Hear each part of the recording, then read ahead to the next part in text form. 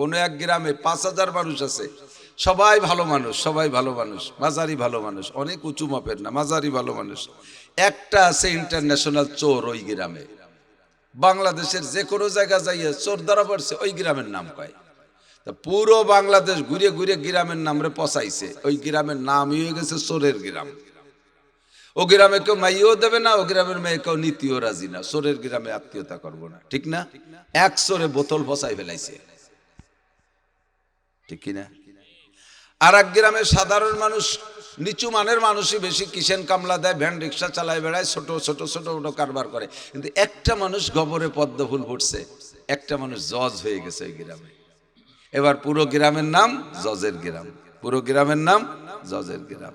ওই গ্রামে যদি ফকিরের মাইও বিয়ে আনে, তবু কয় জজের গ্রামে, অমুক জজের গ্রামে আত্মীয়তা করছে, ক্রেডিট বাড়ে। একে বলে সরপুল মাকানে বিল মাকিন, অবস্থানকারীর কারণে অবস্থান দাম বাড়ে ও কমে। এই ফেব্রুয়ারি মাস, এবার হয়েছে কি, এটা তো জানুয়ারি চলে তাই না?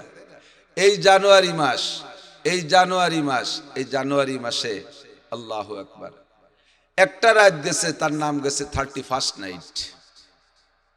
প্রথমে জানুয়ারির 1 তারিখ। এই জানুয়ারি মাসে আবার আরবিতে চলতেছে রজব মাস। কি মাস? রজব মাস। রজব মাসের একটা রাত, 26শে রজব দিবাগত রাত, সামনে বৃহস্পতিবারে দিবাগত রাত যেটা, এই রাত্রে বিশ্ব নবী মুহাম্মদুর রাসূলুল্লাহ সাল্লাল্লাহু আলাইহি ওয়াসাল্লামকে আল্লাহ পাক জমিন থেকে জান্নাতি পরিবহনে চড়াইয়া 7 আসমান পার কইরা বাইতুল মামুর ফেরেশতাদের মসজিদ দেখাইয়া তার উপরে সিদরাতুল মুনতাহা নিয়ে, সেখান থেকে জিবরাইলের বুরাক থেমে গেছে। এরপরে আল্লাহ তাআলা আরশে আজিমের আলাদা পরিবহন, নাম তার রফরফ, সেইটা পাঠাই দিয়ে রফরফে চড়ায় আরশে আজিমে নিয়ে গিয়েছিলেন। আল্লাহ পাকের সামনে বসাইছে, লা মা কানা বাইনাহুমা হিজাব, আল্লাহর মাঝে আর নবীর মাঝে কোনো পর্দা ছিল না, সরাসরি ফেস টু ফেস দেখা। আশার আমাররা 10 বার দেখেছে ওই এক রাত্রে। এই রাতটাও কিন্তু এই জানুয়ারি মাসের মধ্যে, এই রাতটাও তো জানুয়ারি মাসের ভিতরে একটা রাত আসতেছে, যেই রাত শবে মেরাজ, যেই রাত্রে নবী আলাইহিস সালাম আল্লাহকে দেখেছেন, জান্নাত দেখেছেন, জাহান্নাম দেখেছেন, 7 আসমান পার হইলেন, বাইতুল মামুর সিদরাতুল মুনতাহা দেখলেন। এত দামি রাত। আবার সেই জানুয়ারি মাসের 1 তারিখের রাতটার নাম রাখছে 31st নাইট। লক্ষ লক্ষ জিনা হয়েছে সারা বিশ্বব্যাপী। যুবক যুবতী, আপনারা তো অনেকেই ঘুমাইছিলেন, আমি রাস্তায় তো মাহফিল থাকে, রাত্রে তো রাস্তায় থাকি বেশিরভাগ টাইম, দেখি আরে কপাল, সে জানোয়ারে তালাশ করতে জন্য মোটর সাইকেল নিয়ে ভন ভন করে বেড়াচ্ছে। রাত 12টার পরেই জানোয়ার ঢুকবে বাংলাদেশে। এই নারী আর পুরুষ, সুন্দরী সুন্দরী যুবতী মেয়েদেরকে মোটর সাইকেলের পিছনে বসাইয়া পাঙ্কু পোলাপান বিশ্ব রোড দিয়ে, আমি ঢাকার থেকে আসি, 6 লেন ভাঙ্গার থেকে বিশেষ করে যাত্রাবাড়ি পর্যন্ত, ওটুকু তার গায়ে বাঁধে না কিছু, জানোয়ারে তালাশ করে বেড়াচ্ছে। যখন ঢুকে পড়ছে রাত 12টা, সে যে কি একটা হইহুল্লা শোরগোল শুরু করে দিয়েছে। সেই রাত্রে হাজার হাজার নাফরমানি গুনাহ হয়েছে। একই রাত, এইটা কত দামি, আর তারই একটা রাত, সেই রাতটাকে কত নষ্ট করে ফেলাইছে, তার ভিতরে পেশাব ঢুকিয়ে ফেলাইছে। তখন সরফুল মাকানে বিল মাকিন, একে বলে অবস্থানকারীর কারণে অবস্থানের দাম বাড়া আর কমা। রাতের ভিতরে যত রাত আছে, সমস্ত রাতের ভিতরে আপনাদের কার কাছে কেমন লাগে? চাঁদনি রাত ভালো লাগে না অন্ধকার রাত ভালো লাগে? কথা কবেন না? চাঁদনি রাত ভালো লাগে না? অন্ধকার রাত ভালো লাগা মানুষ আছে না নাই? আছে। স্বর্গে অন্ধকার রাত ভালো লাগে, অমাবস্যা পছন্দ হয় খুব, পূর্ণিমা বা চাঁদনি রাতের পর খুব খেফাজি, চাঁদ এবার কি বাড়িয়ে গেল নাকি, মানে অমাবস্যা আসে না, সূর্যতে সুযোগ পাচ্ছে। তো চোরের অমাবস্যা অন্ধকার ভালো লাগে, তাই তো? আর সাধারণ সব মানুষের চাঁদনি রাত ভালো লাগে। অমাবস্যার রাত অন্ধকার রাতের মতো একটা রাত, 21শে চাঁদের 21 থেকে নিয়ে 29 পর্যন্ত। আর মাস যদি 29-এ যায়, তাহলে 29-এর রাতটা অথবা 27-এর রাতটা, এটা তো গভীর অন্ধকারের রাত, আকাশে চাঁদ থাকেই না, থাকলে ওই শেষ দিক যে একটু যারা ওঠে, তাতে আর আলোর কাজ হয় না, সারাটাই রাত অন্ধকার গেছে। এমন একটা অন্ধকার রাত হতে পারে 21শে রাত, হতে পারে 23শে বা 25শে বা 27শেই বেশি সম্ভাবনা আছে, 29-এর সম্ভাবনা আছে।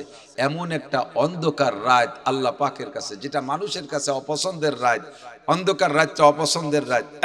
এখানে এখানে কোরআনে কারা বসলে বসেন, না বসলে ছোটরা বসলি বসো, না বসলে ছোট, ঝামেলা করেন না, সময় কম কামাই বেশি, অল্প করে। ওই যে আবার একটা বাঁশি বাজাচ্ছে যেন কিনা, ও তো ওই বোধ নাই, এগুলো সরা ছোট বাঁশি বাজাও না, সরে যাও আনতে। তো যেই রাতটা মানুষের কাছে পছন্দের না, এমন একটা অপছন্দের রাত লাইলাতুল কদর। লাইলাতুল কদর আল্লাহ পাক ওই রাতটারে কত দামি বানাইছে, ওই রাতের মধ্যে ঘি ঢুকাই দিয়েছে 1600 টাকা কেজি। লাইলাতুল কদরে খায়রুম মিন আলফি শাহর। লাইলাতুল কদর, সবে কদর একটা রাত এত দামি যে একটা রাত 1000 মাসের চাইতেও দামি। বলেন না সুবহানাল্লাহ। কারণ কি? ইন্না আনজালনাহু ফি লাইলাতুল কদর, আমি লাইলাতুল কদরের বোতলের ভিতরে নাজিল করেছি কুরআনে কারীমকে। ওমা আদরাকা মা লাইলাতুল কদর, হে দুনিয়ার মানুষ তোমরা কি জানো কদরের রাতটা কি? আল্লাহ কয় লাইলাতুল কদরে খায়রুম মিন আলফি শাহর। 1000 মাস ইবাদত করলে যে পরিমাণ নেকি হবে, দিন ও রাত্রে অবিরাম ইবাদত করবা বিরামহীন। 1000 মাস ইবাদত করলে 84 বছর 4 মাস, এত কাল ইবাদত করলে যেই নেকি তার চাইতে বেশি নেকি দেয়া হবে একটা রাতের ইবাদতের বিনিময়। কারণ হলো ওই রাতের মধ্যে কুরআনে কারীমের 1600 টাকা দামের ঘি ডুইকা রাতটাকে, বোতলটাকে দামি বানাইছে। বছর হয় 12 মাসে, 11 মাসের এক মর্যাদা শাহরু রমাদান আল্লাযী উনজিলা ফীহিল কুরআন। এই 12 মাসের ভিতরে একটি মাসের নাম রমজান মাস। রমজান মাসের দাম কত? মিন 70 ইলা 700 জিব। নবী পাক বলেন রমজান মাসের দাম অন্য মাসের চাইতে 70 থেকে 700 গুণ বেশি। বলি সুবহানাল্লাহ। সুযোগ যতবার আসবে সুবহানাল্লাহ বলার বলে ফেলবেন, কৃপণতা করবেন না। দাস্তা বাকার আয়াত গর্ছে বাসাত সারে মার, রেখে দাও কাজে লাগবে যদিও সাপের মাথা। এখন আপনি স্বাভাবিকভাবে সুবহানাল্লাহ বলতেছেন, আল্লাহর কসম সুবহানাল্লাহর ফলাফল যেদিন দেখবেন সেদিন আপনি আফসোস করবেন আর বলবেন ও রব্বুল আলামিন কত টাইম বসে বসে নষ্ট করেছি, আর একটা বার সুযোগ দাও, বাড়ি বসে গ্রাম দেশে যাই আবার সুবহানাল্লাহ পড়ে আসি। যতবার সুবহানাল্লাহ আলহামদুলিল্লাহ আল্লাহু আকবার বলবেন, অতটা জান্নাতের ভিতরে অতটা গাছ, ফলের গাছ আপনার জন্য লাগানো হবে। যতবার সুযোগ আসবে কলেমা পড়ার পড়বো লা ইলাহা ইল্লাল্লাহ মুহাম্মাদুর রাসূলুল্লাহ তামলা উমা বাইনাস সামাই ওয়াল আরদ। আসমান আর জমিনের মাঝখানে যত ফাঁকা জায়গা আছে, কলেমা একবার পড়ার কারণে সম্পূর্ণ ফাঁকা জায়গা নেকিতে ভরপুর হয়ে যায়। খুশি হয়ে বলবো আল্লাহ, বলেন আল্লাহ। একবার আল্লাহ বললে কমপক্ষে 4000 নেকি। আরে দোস্ত, দুনিয়া বোঝা সহজ, ইনকাম করা কঠিন। কতক্ষণ? দুনিয়া বোঝা সহজ। দুনিয়া তো বুঝি, টাকা বুঝি, পয়সা বুঝি, সোনা বুঝি, রূপা বুঝি, গাড়ি বুঝি, বাড়ি বুঝি, দালান বুঝি, কোঠা বুঝি, জাগা জমি সব কিছু বুঝি, কিন্তু উপার্জন করতে দমের নাড়ি উল্টো বসতে বের হয়ে যায়, মাথার গাম পায়ে চলে যায়, গায়ের রক্ত পানি হয়ে বের হয়ে যায়। 200-500 টাকা ইনকাম করতে কতক্ষণ?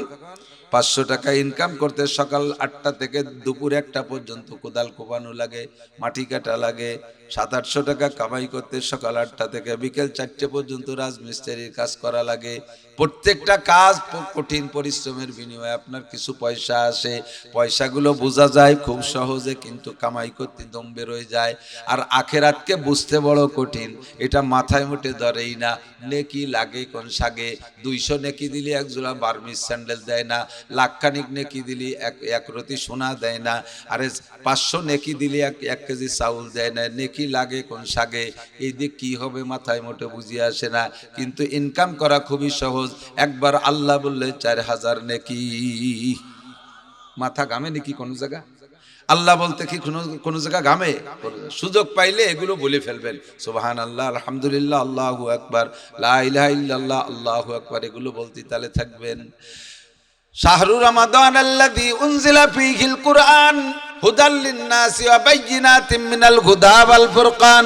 অন্য মাসের 70 মাস আর রমজান মাসের 1 মাস, অথবা 700 মাস। অন্য মাসের 700 মাসে ইবাদত করলে যেই নাকি, রমজান মাস 1 মাস ইবাদত করলে তার চাইতে বেশি নাকি। বলি না সুবহানাল্লাহ। কেন এই ফজিলত কেন? কয় রমজান মাসের বোতলের মধ্যে 1600 টাকা দামের ঘি ঢুকছে, বোতলটারে দামি বানাই ফেলাইছে কিসে? শাহরু রমাদান আল্লাযী উনজিলা ফীহিল কুরআন, কারণ ওই রমজান মাসের ভিতরে আল্লাহ পাক কোরআনে কারীম নাজিল করেছে। ঠিক কিনা? একটা একটা করে মনে রাখেন, মক্কার জমিন এত অনুর্বর, যারা গিয়েছেন তারা দেখেছেন। মক্কা ইরিদা নয়, গম হয়, খেসারি কলই, মুসরি, সুলা মুলা কিচ্ছু হয় না। ওই যে খেজুরির দেশ, সে খেজুর গাছও মক্কা এলাকায় হয় না। সরকার আইল্যান্ডের উপর দিয়ে বা বিভিন্ন পার্কে পার্কে সাজানোর জন্য এক একটা লাগায়, অনেক গাছ লাগায়। পানি দিতে দিতে সরকারের পানি শেষ হয়ে যায়, কিছুদিন পর তার মাঝির পাতা শুকিয়ে যায়, ওইটা ফেলাই দিয়ে আবার লাগায়। গাছ মোটে তাজা রাখতে পারে না, সচক্ষে তো দেখে আসছি। মক্কার জমিন এত অনুর্বর, আর বাংলার জমিন কত উর্বর। মাঠের থেকে ধানের বোঝা মাথায় করে বাড়ি আসবেন, আনার পথে জাকিতে দুই একটা পাকা ধান রাস্তাঘাটে পড়ে না পড়ে যায়। আরে কিছু ওই ধানটা ওখানে যদি পড়ে থাকে, কাকশালিকে যদি খেয়ে না ফেলে, সময় মতো পানি লাগলে ধানটা গজায় যায়, জ্বালায় না? ছাগল গরুতে না খেয়ে ফেললে সময় মতো গাছটা বড় হয়ে যায়, সার ওষুধ কীটনাশক কিচ্ছু দেওয়া লাগে না, অনায়াসে তার গোড়ায় দিয়ে আরো 6-7টা গাছ বের হয়। 3 মাস, 3.5 মাস, 4 মাস সময় পাইলে মাথায় যে তার 7টা বাইল হয়, 7টা গাছে 7টা বাইল হয়। এই করলে সম্বুলা তিমিয়া তো হাব্বা, প্রত্যেক শীষের মাথায় 100 করে ধান হয়। বাংলার জমিন এত উর্বর, সার ওষুধ কীটনাশক কিচ্ছু দেওয়া লাগে না, অনায়াসে বীজ গজাইয়া যায়, আর তা থেকে ফল হওয়া শুরু হয়ে যায়। আমের আটি পড়ে থাকে, সময় মতো গজায় যায়। ছাগল গরুতে খাইয়ে না ফেললে সুন্দর একটা গাছ হয়ে যায়, টাইম মতো তাতে আম ধরা শুরু হয়ে যায়। এত উর্বর বাংলার জমি। মক্কার জমি অত অনুর্বর, তবুও দোস্ত বাংলাদেশে কোনোদিনও সোনার বাংলা কব, তবে সোনার বাংলা কব তবুও কিন্তু বাংলাদেশ শরীফ কেউ কয় না। বাংলাদেশ শরীফ কয় নাকি? কিন্তু মক্কার নাম কি শরীফ? মক্কা শরীফ। মক্কার নাম মক্কা শরীফ, ঠিক না? মক্কার নাম আগে ছিল বাক্কা। ইন্না আউওয়ালা বাইতি উযিআ লিন-নাসি লাল্লাযী বিবাক্কাতা মুবারাকান ওয়া হুদাল লিল আলামিন। আল্লাহ পাক বলেন, দুনিয়ায় সর্বপ্রথম আমি একটা ঘর বানাইছি বাক্কায়। কোন জায়গা? বাক্কা। বাক্কা মানে মক্কা। পরবর্তীতে কোরআন নাজিল হওয়ার পরে আস্তে আস্তে নাম পাল্টা এর নাম হয়েছে মক্কা শরীফ। কেন হইল মক্কা শরীফ? এত অনুর্বর জমিনের এত দাম কেন হলো? কয়ে ওর সাথে আরেক শরীফের ছোঁয়া লাগছে, আরেক শরীফের ছোঁয়া লাগছে। কোন শরীফ? কোরআন শরীফ। কোন শরীফ? কোরআন শরীফ নাজিল হওয়ার পরে বাক্কা এবার মক্কা শরীফ মক্কা শরীফে পরিণত হয়ে গেছে। এর মধ্যে 1600 টাকা দামের ঘি ঢুকছে মক্কার জমিনে। কত দামি! সারা পৃথিবীর আশিকিন, জাকিরিন, মুহিব্বিন, পাগল মুসলমানরা জীবনে একটা বার হলেও মক্কা শরীফ যার শখ করে, কি করে না? আপনাদের স্বাদ আছে মক্কা যার শখ হয় নাকি উড়াকান্দি? উড়াকান্দি। উড়াকান্দি কোথায় যাবেন? যাবেন যাবেন কোন যাবেন? বলেন ইনশাআল্লাহ যাবই। আল্লাহ তৌফিক দাও, বলেন আমিন। মক্কায় যে তলবিয়া পড়বেন, যখন হজে যাবেন, আরাফাতের থেকে মক্কার দিকে রওনা দেয় মুজদালিফার দিকে, মাগরিবের নামাজের আজানের পরে। মানে নামাজ পড়তে হবে না, মাগরিবের আজান হবে তবে নামাজ পড়া যাবে না। নামাজ পড়তে হবে মুজদালিফায় যাইয়ে, আগে মাগরিব তারপরে ঈশা। রাস্তাঘাটে পড়লে হবে না নামাজ, 2 নামাজ একসাথে পড়া লাগে। তো যখন একসাথে এই কোটি খানিক মানুষ 300 ফিট রাস্তা দিয়ে একসাথে রওনা দেয়, হাঁটা লাগে না, খালি পড়িয়ে না গেলি হয়। সোজায় থাকবেন, সবাই আটতেছে, আপনারে গোষ্ঠী গোষ্ঠী নিয়ে যাবে জায়গা। এই জায়গায় একসাথে। আর উপর দিয়ে গরম তো খুব, উপর দিয়ে হেলিকপ্টারে এই শিশিরের মতো পানি ছাড়ে মেশিন দিয়ে, আবার পিলারের মাথায় এরকম এরকম পাইপ দিয়ে আছে, ঝিরঝির করে শিশিরের মতো পানি ছাড়ে, ঠান্ডা পানি, নইলে মানুষ দম বন্ধ হয়ে যায়, ভীষণ কষ্ট হয়। তো এই একসাথে 1 কোটি মানুষ যখন তলবিয়া পড়ে, হজের তলবিয়া লব্বাইক পড়ে, এ যে কেমন লাগে, এ স্বাদ বুঝাইতে পারবো না। ছোট 5 বছরের বাচ্চারে যেমন বোর স্বাদ বুঝানো যায় না, 5 বছরের পোলা পান্ডে যদি তোরে বিয়ে দেবো, তোর বউ এরকম এরকম, ও কি ওকে বুঝবে কিছু? ও আরো আপনার তোরে বিয়ে দেবো। 25-27 বছরের যুবককে বিয়ের কথা কইলি, আর তারা খুব ইন্টারেস্ট পায় না, বউ সম্পর্কে বোঝে, নারীর স্বাদ তাদের ভিতরে আছে। তো হজে না গেলে, তলবিয়া না পড়া পর্যন্ত 5 বছরের পোলার মতো মজাই বুঝবেন না। একবার একটু পড়েন, এই কয়জনে পড়লে দেখবেন কেমন একটা আওয়াজ আসে। আমি বলি, আপনার বলবেন? আল্লাহ যদি এই মোহাব্বতের তলবিয়া কবুল করে হয়তো এইটা নিয়েও যেতে পারে। লব্বাইক, একটু আওয়াজের সাথে লব্বাইক আল্লাহুম্মা লব্বাইক লব্বাইক লা শারীকা লাক লব্বাইক ইন্নাল হামদা, আওয়াজটা এরকম, ইন্নাল হামদা ওয়ান নি'মাতা লাকা ওয়াল মুলক লা শারীকা লাক। এই কয়জনে কইছি তাই ফাইন লাগছে না? আর 1 কোটি মানুষ যখন পড়ে কেমন যেন সারা আসমান জমিন এরকম লব্বাইকের গুঞ্জন উঠে গেছে। রহে মেরা মাসকান হাওয়ালিয়ে কাবা, বনে মেরা মদফন দিয়ারে মদিনা, ওহা জলওয়া ফরমা হায়াতুন নবী হ্যায় এহি জায়রিনে মজারে মদিনা, साहिल से लगा दे मेरे इश्कों की सफीना, आंखों से दिखा दे मुझे मक्का मदीना। রব্বুল আলামিন জীবনে একটা বার হলিও চোখে তুমি মক্কা মদিনা দেখার তৌফিক দান করো। একবার হজ করে আসার পরে ওই কাবা ঘর চোখে দেখে নামাজ পড়ে আসার পরে বাংলাদেশে এসে বাকি জীবন যতদিন নামাজ পড়বেন আপনি নামাজে দাঁড়ানোর সঙ্গে সঙ্গে আপনার চোখের সামনে ওই কাবা ঘরটা ভেসে পড়বে। রসুলের রওজায় যে সালাম দেবেন, আসসালাতু ওয়াসসালামু আলাইকা ইয়া রাসূলুল্লাহ, আসসালাতু ওয়াসসালামু আলাইকা ইয়া হাবিবাল্লাহ, মনে হচ্ছে যেন আপনি সালাম দিচ্ছেন আর নবী পাক উত্তর দিচ্ছে। আপনি যদি সেই দিল নিয়ে দাঁড়ান মনে হবে যেন নবী পাকের জবানের উত্তরটা আপনি শুনতেছেন। অনুর্বর মক্কার জমিন, কোন গাছপালা সুন্দর হয় না। এই মক্কার দাম সারা পৃথিবীতে আশিকিন জাকিরিন মুহিব্বিনদের কাছে কত হইয়া গেছে, আর আল্লাহ বাস্তব দামি বানায় দিয়েছে কেমন। সারা পৃথিবীতে মক্কার জমিনের চাইতে কাবা ঘরের পাশের যে জায়গাগুলো এর চাইতে জাগতিকভাবেও জমি হিসেবে দামি জমি পৃথিবীতে কোথাও নাই। ওরে আমেরিকার হোয়াইট হাউসেও নাই, নিউ ইয়র্কের কোথাও নাই, সারা পৃথিবীর কোনো জায়গার দাম অমন নাই। 1 বিঘে জমি কিনতে 1 বিঘে স্বর্ণ লাগবে, 1 ফুট জমি কিনতে 1 ফুট স্বর্ণ লাগবে, তাও পাবেন না। এখন সব ভাঙ্গে তছনছ করে বিল্ডিং সব দূরে দূরে সরাই দিয়ে মালিকানা বিল্ডিং হেরেম শরীফের বাউন্ডারির মধ্যে নিয়ে আসতেছে। দৈনন্দিন হাজি বাড়তেছে। এক জামাতের সাথে বর্তমানে 30 লক্ষ মুসল্লি নামাজ পড়তে পারে। তাতেও কুলোয় না। এবার আরো সম্প্রসারণের জন্য এখন 1 বিঘের জায়গায় 1 বিঘে স্বর্ণ দিলেও সরকার আপনার কাছে বিক্রি করবে না, এত দামি আল্লাহ বানাইছে। কিসের কারণে? ওর মধ্যে 1600 টাকা দামের ঘি ঢুকছে। কথা কন। শারফুল মাকানে বিল মাকিন, যতদিন নবী মদিনায় যান নাই মদিনার নাম ছিল ইয়াসরিব, যেমন মক্কার নাম ছিল বাক্কা। কুরআন শরীফের পরে মক্কা শরীফ, এবার মদিনার নাম ছিল ইয়াসরিব। নবী পাক কুরআন নিয়ে যখন মদিনায় গিয়েছে, এবার মদিনায় কুরআন নাজিল হওয়া শুরু হয়ে গেল। এবার ইয়াসরিবের নামও হয়ে গেছে মদিনা শরীফ। ও জায়গায় এই শরীফের ছোঁয়া লাগে, সেটাও শরীফ হয়ে গেছে। শারফুল মাকানে বিল মাকিন, এখানে নামাজ পড়লে 1 রাকাতে 1 লক্ষ রাকাতের নেকি, মদিনায় যে নামাজ পড়লে 1 রাকাতে 1000 রাকাতের নেকি। কুরআন শরীফ সর্বপ্রথম নাজিল হয়েছে জাবালে নূর।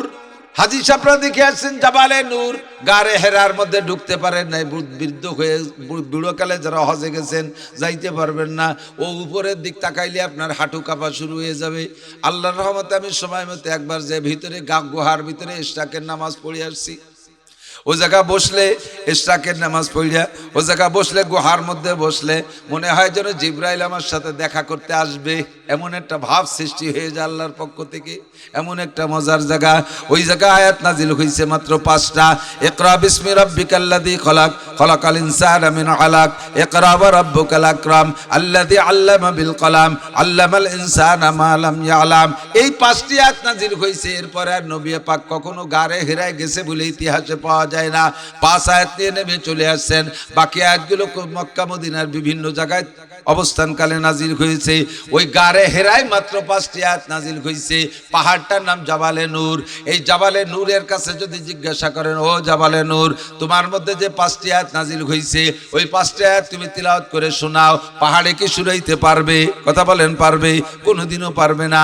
ওই 5টি আয়াত নবী পাক নিয়ে চলে আসছেন। শুধুমাত্র 5টি আয়াত নাজিল হওয়ার কারণে সারা পৃথিবীর সমস্ত হাজিরা মক্কায় যাইয়া সর্বপ্রথম জাবালে নূর দেখতে যায়। যেখানে ওহী নাজিল হয়েছে ওই পাহাড়টা আমি দেখব। পাহাড়টা এত সম্মানীয়, এত দামি হয়েছে, এর কারণ হলো ওর মধ্যে 1600 টাকা দামের ঘি ঢুকছে, আল্লাহর কোরআন নাজিল হয়েছে। কথা কন ঠিক কি না? এবার একটু সাক্ষী দেন।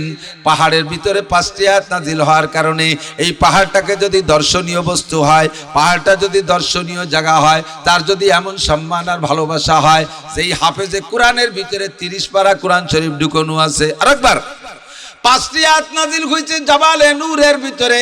জাবালে নূর তা মুখস্থ করে রাখে নাই।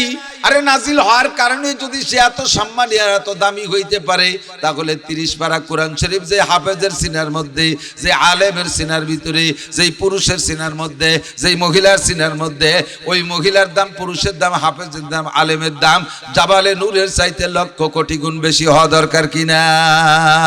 অবশ্যই দরকার। জাবালে নূর জান্নাতে যাবে না, জাবালে নূর জান্নাতে যাবে না, কিন্তু হাফেজ আলেম কোরআনওয়ালা জান্নাতে যাবে। জান্নাতে যাওয়ার পরে তার মর্যাদা কেমন হবে? ইকালু লি সাহিবিল কোরআন, আল্লাহ পাক কোরআনওয়ালাকে বলবে, ইকরা বারতাকি, পড়তে রহো, চড়তে রহো, ফাইন্না মানজিলাকা ইনদা আখিরি আয়াতিন তাকরাউহা। যতগুলো আয়াত তুমি এখানে পড়ে শুনাইতে পারবে, তোমার জান্নাতের মধ্যে বিল্ডিং অততলা বিশিষ্ট হবে। হাফেজে কোরআন দুনিয়ায় যতবার কোরআন কারীম তিলাওয়াত করবে, আমার দিক যতবার কোরআনে কারীম তিলাওয়াত করবে, একজন হাফেজ পূর্ণ 30 পারা কোরআন শরীফকে পরিপূর্ণ মুখস্থ করার জন্য সর্বনিম্ন 1000 খতম দেওয়া লাগে। 1000 খতমের আগে তার পুরো ইয়াদ হয় না। এই 1000 খতম মানে 1000 অততলা বিশিষ্ট দালান তার জান্নাতের মধ্যে হইয়া গেছে। এবার হাফেজে কোরআন যদি তার এততলা বিল্ডিং, এতগুলো দালানের মধ্যে বসবাস করে, তার গরিব মূর্খ আব্বা মা কি রাস্তাঘাটে পড়িয়ে থাকতে দেবে তারে? আব্বা মাগরে দেশে ওই রাস্তার পাশে পলিথিনটা নাইয়ে সাবলা হয়ে নেথাও। আর সেই বাপের ছেলে এই 6666 তালা দালান পাইছে, 1000 পিস। ছেলে এত বড় দালানে থাকবে আর বাপ ওই বস্তিতে ফেলানো থাকবে? থাকবে? অবশ্যই সংগ্রহ করে নিয়ে আসবে। বরঞ্চ কেমন সংগ্রহ করবে? উলবিসা ওয়ালিদাহু তাজা ইয়াউমাল কিয়ামা যাওহু আসারু মিন যাওইশ শামসি। সন্তানের কাছে আব্বাকে নিয়ে আসবে, আব্বা মাকে নিয়ে আসবে যেদিন, সেদিন আনার একটা অনুষ্ঠান হবে। ওই অনুষ্ঠানটার ভিতরে অবস্থা হবে, মতির মেম্বার বানাবে, আব্বার জন্য একটা, মায়ের জন্য একটা, আব্বার জন্য একটা, মায়ের জন্য একটা। আব্বা মাকে মতির মেম্বারে বসাইয়া আল্লাহ পাক রব্বুল আলামিন নিজ কুদরতি হাত দিয়া তার আব্বা মার মাথায় পাগড়ি বাঁধা দিবে। আমরা যেমন হাফেজে কোরআনের মাথায় পাগড়ি দেই, ওই ছেলেটার জীবনে এত আনন্দ আর কোনো কিছুতে পায় না যেদিন সে হাফেজ হইয়া মাথায় পাগড়ি পরে। আর হাফেজে কোরআনের আব্বা মাকে জান্নাতের ভিতরে আল্লাহ পাক নিজ কুদরতি হাত দিয়ে নূরের পাগড়ি পরাইয়া দিবে। কেউ ফতে ফেলানো থাকবে না। আল্লাহু আকবার দোস্ত। তাহলে জাবালে নূরের দাম বাড়ছে কোরআনের ছোঁয়ায়। কথা কন, মক্কার দাম বাড়ছে কোরআনের ছোঁয়ায়, মদিনার দাম বাড়ছে কোরআনের ছোঁয়ায়। আরো বহু প্রমাণ আছে। এই টেবিলের উপরে যদি কোরআন শরীফ তোয়া থাকে, টেবিলের গায়ে আমাদের পাও লাগানো ঠিক হবে? হবে? কোরআন শরীফের দাম কয় টাকা? 200 টাকা। বাহ্যিক কাগজ হিসেবে যেটা আমরা যে হাদিয়া দেখিনি 200 টাকা। 200 টাকা দামের কোরআন শরীফের পর থাকলে এই টেবিলের গায়ে পাও লাগাইতে কোনো মুসলমান হিম্মত করবে না। কতক্ষণ ভুল করবে যদি পালাই গেই যায়, তাহলে টেবিল সহ চুমো খায়, ঠিক না? কোরআন শরীফের গায়ে কোনো দামি কাপড় পাবলিকই দেয় না। সিরা নেকড়া পুরন কাপড়, লুঙ্গিতে না, ছায়া পুরন ছায়ার কোনা, ব্লাউজ পুরন যেটা ফেলাইতে তাই দিবে চাইছে, বালিশ একটা নালাতি নালাতি আঠা আঠা হয়ে গেছে, তার তুলো অপারেশন করে খারে দিয়ে তার মধ্যে তুইছে কোরআন শরীফ। ছেলেকে হাফ প্যান্ট ছিঁড়ে গেছে, এক ঠাং খুলে ফেলাই দিয়ে আর এক ঠাঙ্গের মধ্যে বসে দিয়ে দিয়েছে। যাই দিক কোরআন শরীফের গায়ে। যেদিন থেকে কোরআন শরীফের গায়ে ওই ন্যাকড়াটার ছোঁয়া লাগছে, এতদিন পাছায় ছিল, পরনে ছিল, কোনো চুমো টুমো খাই নাই। আজকে যখন কোরআন শরীফের সাথে ছোঁয়া লাইগা গেছে, ওইটা পাও লাগা লাগে না। ওই কাপড়টা হাতে থেকে পড়ে গেলেও কোরআনকে যেমন সম্মান করে কাপড়টারও এরকম করে কি করে না? কাপড়টা উঠাইয়া চুমো খায়। কেন কয়? কাপড়ের মধ্যে 1600 টাকা দামের ঘি ঢুকছে, বোতলের দাম বাইরে গেছে। কথা কন। এই টেবিলের উপরে যদি 1 লাখ টাকা দামের টেলিভিশনে রাখা হয়, আর এই টেবিলকে টেলিভিশন সহ যদি লাথি দিয়ে চিৎ করে ফেলাই দেয়, কেউ কি কবে সুমো দিতি? কবে কবে? আর সুমো দিতি কলি কি দেবো নাকি? দরকারে লাথি আরো দুটিয়ে দেবো, তবু এরে সুমো দেব না। 1 লাখ টাকার দামের টেলিভিশনে এরে সুমো খার যোগ্য বানাইতে পারে না। 200 টাকা দামের কোরআন শরীফে সুমো খার যোগ্য বানাইয়া দেয়। এর নাম সরপুল মাকানে বিল মাকিন। অবস্থানকারীর কারণে অবস্থানের দাম বাইরা যায়। ও দোস্ত, ভালো করে মনে রাখো যুবক, তুমিও যদি কোরআন পড়নেওয়ালা হও, আমার বুড়ো বাবারা কোরআন পড়নেওয়ালা হন, আমার সমসাথী ভাইরা কোরআন পড়নেওয়ালা হন, আমার মা ও বোনরা কোরআন পড়নেওয়ালা হন, পড়নেওয়ালি হন, আপনার মধ্যে কোরআন ঢোকার পরে আপনার দামও তেমনই বাইরা যাবে, আপনার দাম এরকম বেড়ে যাবে। মাটিরে যদি দামি বানাইতে পারে, কাঠরে যদি চুমো খাওয়ার যোগ্য বানাইতে পারে, সিরা নেকড়ারে যদি কোরআনে চুমো খাওয়ার যোগ্য বানাইতে পারে, তাহলে মানুষ আশরাফুল মখলুকাত, আগের থেকেই তারা দামি, সৃষ্টির সেরা মানব জাতি, সবচাইতে সম্মানী মানব জাতি। আল্লাহ কয় বলা কদ কাররামনা বানি আদম, তোমাদের মধ্যে আমি বনি আদমকে সবচাইতে সম্মানী করে বানাইছি। এমনিতেই আপনারা সম্মানী, এরপরে যদি কোরআনে কারিম ভিতরে ঢুইকা যায়, আপনার দাম হবে হাজার হাজার কোটি গুণ দামি। আল্লাহ পাক বলেন ইরফাইল্লাহুল্লাযীনা আমানু মিনকুম, আমার কাছে দুনিয়ার কোনো চেয়ারম্যান, মেম্বার, এমপি, মন্ত্রীদের কোনো ভ্যালু নাই, ডিসিএসপি কোনো এদের কোনো ভ্যালু নাই। আমার কাছে বিজ্ঞানী, ডাক্তারের কোনো দাম নাই, কোনো মূল্য নাই। আমার কাছে দামি হলো সবচাইতে সম্মানী দামি ইরফাইল্লাহুল্লাযীনা আমানু মিনকুম, তোমাদের মধ্যে যারা ঈমানদার তারা সবচাইতে দামি। আর ঈমানের সাথে ওয়াল্লাযীনা উতুল ইলমা দারাজাত, যাদেরকে কোরআনের ইলম দান করা হয়েছে। কি হয়েছে? লোকজন এদিক চাইয়ে থাকে, তো বুঝতেছি না।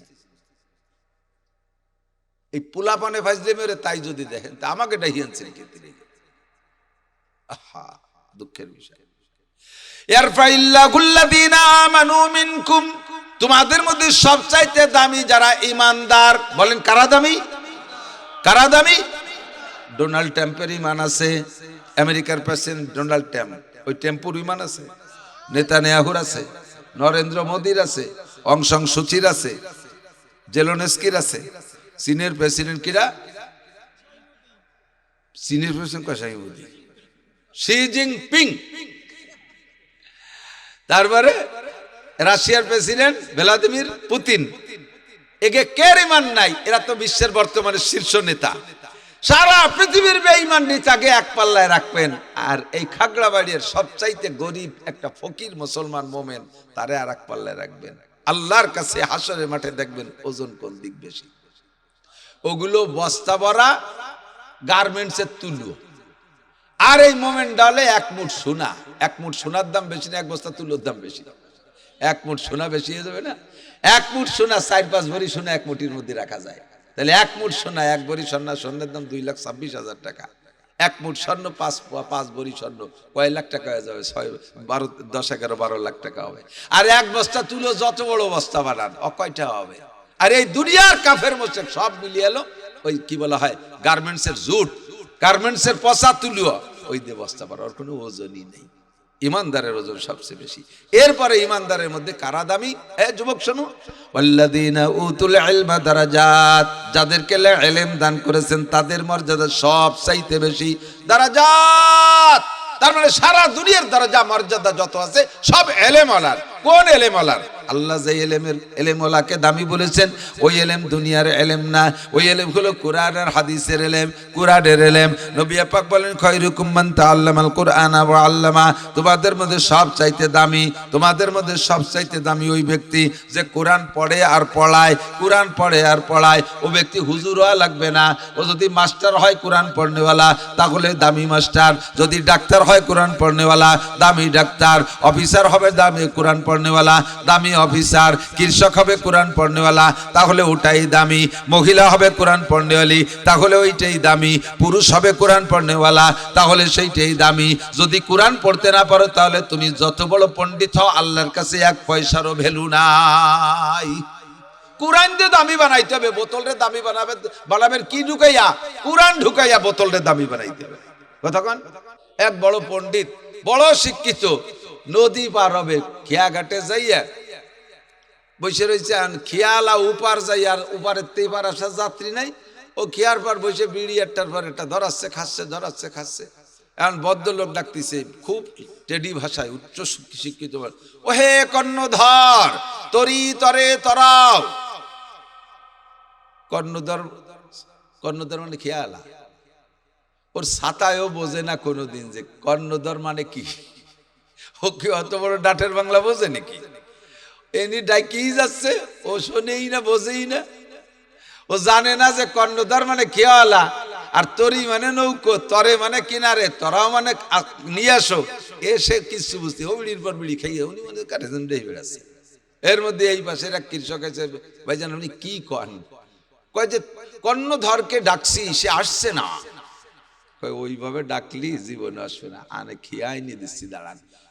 অমকের বেটা অমক, উপার বসে তোর বাপের এই উঠতেছিস, তাড়াতাড়ি এই বেটা কর্ণেরতে বসে রয়েছে, তাড়াতাড়ি খেয়া নিয়ে চলেছে। এনি কই জাল্লা এত ভালো যে ডাকলাম তাই আসলো না।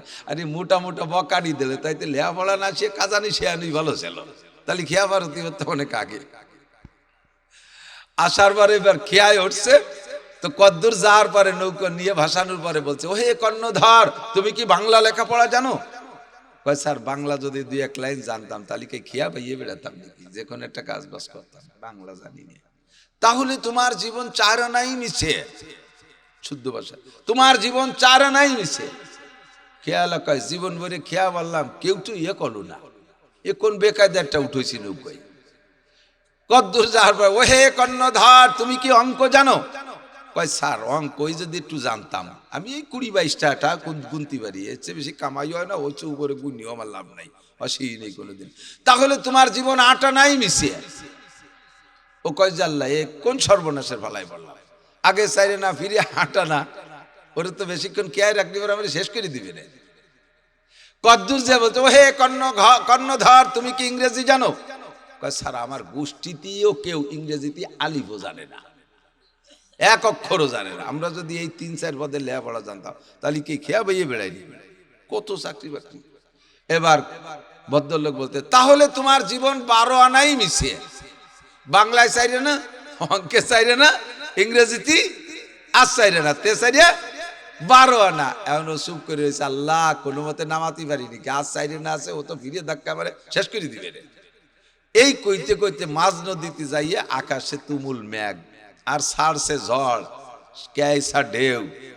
তো এতক্ষণ খরার মধ্যে দিয়ে বেয়ে বেড়াইছে, এখন যখন আকাশে মেঘ করছে, একটু ঠান্ডা হয়েছে, খেয়ালা বইটিয়া ঢিল দিছে, আস্তে আস্তে যাই। এখন ভদ্রলোক আছে, কর্ণধর তাড়াতাড়ি নৌকা পাও, আকাশে মেঘ করেছে। তাতে অসুবিধে কি স্যার? কয় যে নৌকা ডুবে যাবে। অসুবিধে কি, সাঁতার কেটে উপর চলে যাবো। আমি তো সাঁতার কাটতে জানি না। যখন কইছে আমি সাঁতার কাটতে জানি না, খেয়াল আকাশ তোর জীবন 16 আনাই মিশিয়ে, তোর জীবন। আমার তো 4 আনা আছে, এই 4 আনা দিয়ে আমি 7 আনাই উপর যাবো, তোর 12 আনা দিয়ে তুই উপর যেতে হবে, তোর 16 আনাই মিশিয়ে। মরবি বানিতে চুবনি খাইয়া, তোর পেট কাকশগুনি খুঁচে খুঁচে খাবে, উবুত হয়ে থাকবি, কাকশগুনি তোর ভাষা খুঁচে খুঁচে খাবে, তুই উবার যেতে পারবি না, তোর জীবন 16 আনাই মিশে। কতক্ষণ? IA pass, BA pass, MA pass, ডাক্তার, ইঞ্জিনিয়ার, এমপি, মন্ত্রী, ডিসি, এসপি, ওসি, টিওনো, দুনিয়ার সব সার্টিফিকেট অর্জন করেছো, 12 আনা পর্যন্ত গেছো। বাকি 4 আনা যে রইছে, ওই 4 আনাই 16 আনা। সেই 4 আনা হলো কোরআন শিক্ষা। সেই 4 আনা কি? তুমি কি পাস? MA pass. কোরআন পড়তে পারো? কয় না, ধরছিলাম তা ছুটিয়ে গেছে। ছোটবেলা মক্তবেতে কোরআন শরীফ ধরছিল, ধরাই দেয় না, কয় না কোরআন শরীফ ধরছিলাম, পরে বাংলা ইংরেজি ভর্তি ভর্তি তা ছুটিয়ে গেছে। তোমার জীবন 16 আনাই মিশে। ফাসাউফা তারা ইযান কাশাফাল গুবারো আফারাসুন তাহতা রিজলিকা আম হিমারো। আরে অন্ধকার কেটে গেলে বুঝবা, অন্ধকার একদিন কাটবে। মর্দ মারা সরবসরদার খাবেদা গাছতে বেদারা কেউ রব আজজাহা। দুনিয়ায় যতক্ষণ আছেন অতক্ষণ ঘুমিয়ে আছেন, আমার দিক, দুনিয়ায় যতক্ষণ আছেন অতক্ষণ ঘুমিয়ে আছেন। ঘুমন্ত মানুষ যেমন কিছুই দেখে না, আপনিও তেমন কিছুই দেখছেন না। চক্ষু বন্ধ করে কবরে যাওয়ার পরে আপনার চোখ খুলে যাবে, সজাগ হয়ে যাবেন। মুনকার নাকিরও দেখবেন, কিরামান কাতিবিন দেখবেন, জান্নাতও দেখবেন, জাহান্নামও দেখবেন। ওই দিন দেখে চিৎকার মেরে কাজ হবে না। কবরে যেয়ে বলবেন রব্বানা আখরিজনা মিনহা, আল্লাহ আরেকটা বারে কবর থেকে বের করে দাও। আল্লাহ বলবেন কেন বের করে দিলে কি করবি? কয় না আমালু কুন্না গায়রাল্লাযী কুন্না নামাল, ওই আমলগুলো করব যেগুলো কোনোদিন করি নাই। কোরআন পড়তে বলা হয়েছিল, পড়ি নাই, পড়ে আসবো। হাদিস শুনতে বলা হয়েছে, শুনি নাই, শুনে আসবো। নামাজ পড়তে বলা হয় নাই, পড়ে আসবো। যত আমল ত্রুটি হয়েছে সব ঠিক করে আসবো। রব্বানা আখরিজনা মিনহা, একটা বার বের করে দাও। আল্লাহ বলবেন ইকসাউ ফিহা ওয়ালা তুকাল্লিমুন, এই জায়গা পড়ে থাকবে, আমার সাথে মর্মে কোনো কথাই বলবি না। এমন কোনো সিস্টেম আমার হাতে আমি রাখি নাই। একবার মরার পরে আবার তাকে দুনিয়ায় ফিরিয়ে দেওয়া হবে, এরকম কোনো ব্যবস্থা আমি রাখি নাই। এইটাই তোমার আখিরাতের জিন্দেগি, চলতে থাকবে। যাহা করেছো তাহাই তোমার ফল পাইবা। আলাম ইয়াতিকুম নাজির, তোমাদের কাছে কি আমার পক্ষ থেকে বক্তারা যায় নাই? নাজির মানে ভীতি প্রদর্শক। আমার পক্ষ থেকে কি উলামায়ে কিরাম তোমাদেরকে এগুলো বলে নাই? নামাজ পড়লে এই লাভ, না পড়লে এই লস। কোরআন পড়লে এই লাভ, না পড়লে এই লস। হালাল খাইলে এই লাভ, হারাম খাইলে এই লস। জিনা করলে, গুনাহ করলে এই লস, ইবাদত করলে এই লাভ। এগুলো কি তোমাদেরকে বলে নাই? তখন তো আল্লাহর সামনে ধরা পড়ে যাবেন, স্বীকার করতে বাধ্য হবেন। বলবেন ক্বালু রব্বানা গলাবাত আলাইনা শিকওয়াতুনা ওয়া কুন্না কওমান দাল্লিন, ও আল্লাহ আমাদের কপাল পোড়া দুর্ভাগ্য, আমাদের কপাল পোড়া, আমাদের এই পোড়া কপালেটা আমাদের প্রাধান্য লাভ করেছেন। আল্লাহ আমাদের কাছে গিয়েছিল, ক্বালু বালা কাদ জানা নাযির, আমাদের কাছে ভীতি প্রদর্শক এসেছিলেন। ফাকাযাবনা ওয়া কুলনা মা নাযালাল্লাহু মিন শাই, হুজুররা কোরআন হাদিস পড়ে বলতো আর আমরা বলতাম যেগুলো হুজুররা বানায় বানায় কয়, হুজুররা এগুলো বানায় বানায় বলে, আসমান থেকে কিছুই নাজিল হয় নাই। এখন তো দেখি রব্বানা আবসারনা ওয়া সামি'না ফারজিনা নামান সালিহান ইন্না মুকিনুন, এখন তো দেখতেছি সবই আছে, সবই সত্য, আর একটা বার পেরে পাঠিয়ে দাও, আমি সব আমল সঠিক করে আসব। আল্লাহ পাক বলবেন কাল্লা, আর কখনো সম্ভব হবে না। আল্লাহর কসম, কোরআনের আয়াত পড়ছি, আমি তরজমা বলছি। মিথ্যে বললে কিয়ামতে আমারও পাছার চামড়া থাকবে না। যাহা কোরআনে বলেছে তাই শুনাই দিলাম বাজান। যদি মুসলমানের সন্তান হয়ে থাকেন, আখিরাতকে যদি বিশ্বাস করেন, যা বলেছি কথাগুলো মনে রাখবেন। এখন থেকে জিন্দেগির স্টার্টিং ঘুরানোর চেষ্টা করেন।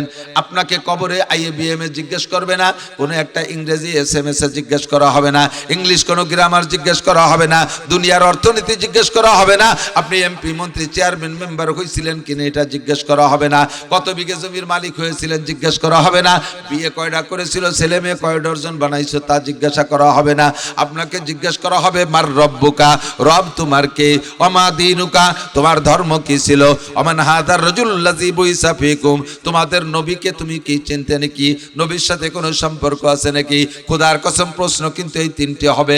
এই তিনটে আপনি কাগজে লিখে নিয়ে গেলে ওই দিন পড়ে শুনাইতে পারবেন না, যদি জাগতিকভাবে তিনটের সাথে সম্পর্ক না থাকে, তিনটের পর যদি আমল না থাকে, রবকে রব বলে স্বীকার করে আল্লাহ সেই কথার পর অটল থাকা। রব মানে প্রতিপালক, বলেন রব মানে, রব মানে প্রতিপালক। প্রতিপালকে খালি মুখে কইলেই হবে না, প্রতিপালক বোঝেন। আমার জিন্দেগির শুরু থেকে শেষ পর্যন্ত যখন যা যে বয়সে যেমন প্রয়োজন, ব্যক্তি পার্থক্যে, সময়ের পার্থক্যে, ব্যক্তি পার্থক্যে, যা যেমন যখন দরকার সবকিছু পরিবেশন করতে পারে কে? মায়ের পেটে থাকতে যা খাইছি, এটা আল্লাহ ছাড়া ওই সিস্টেমে কেউ খাইতে পারে না। মায়ের মাসিকের রক্ত খাওয়াই আল্লাহ বাঁচাইছে, তা সেট করে দিয়েছে নাভির সাথে, কি সুন্দর একটা পাইপ দিয়ে। এটা দুনিয়ার কোনো মানুষ পারবে? তিনি রব, তিনি জন্মের পরে আমার দুধ খাইতে হবে, আমাকে গোশত রুটি দিলে খাইতে পারবো না। তেফলে রাগার না দেখি বার যায় শির, তেফলে মিসকিনরা আজানান মুরদাগির, দুধের বাচ্চারে যদি গোশ রুটি দাও ও খাইতে পারবে না, মারা যাবে।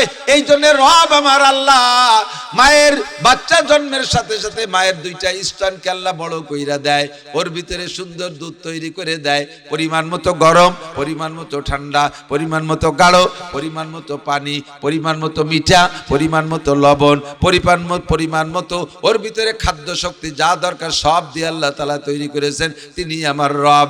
এরপরে ধীরে ধীরে বড় হই, যখন যা খাইতে পারি তখন তার ব্যবস্থা আছে, বড় হয়ে যায় যখন যা খাইতে পারি তখন তার ব্যবস্থা হয়ে যায়। দুনিয়ার গরিবের পার্থক্যে আল্লাহ তাআলা নিয়ামত রেখেছেন। বড় লোকের জন্য বড় বড় বল মাছ, গরিব মানুষের জন্য ছোট ছোট পাবদা মাছ। বড় লোকের জন্য বড় বড় আইড় মাছ, গরিব মানুষের জন্য ট্যাংরা মাছ। বড় লোকের জন্য বড় বড় শৈল মাছ, গরিব মানুষের জন্য আল্লাহ টাকি মাছ বানায় রাখছে।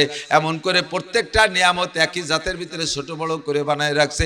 তিনি আমার রব। হাসিনে আমার রব না, খালেদা আমার রব না, ডক্টর ইউনূস আমার রব না, আরে দুনিয়ার কোন নেতা নেত্রী আমরা আমার রব না। এরা আমারে খাওয়ায়ও না, পড়ায়ও না, বাঁচায়ও না। সব কিছু জোরে বলেন কে করে?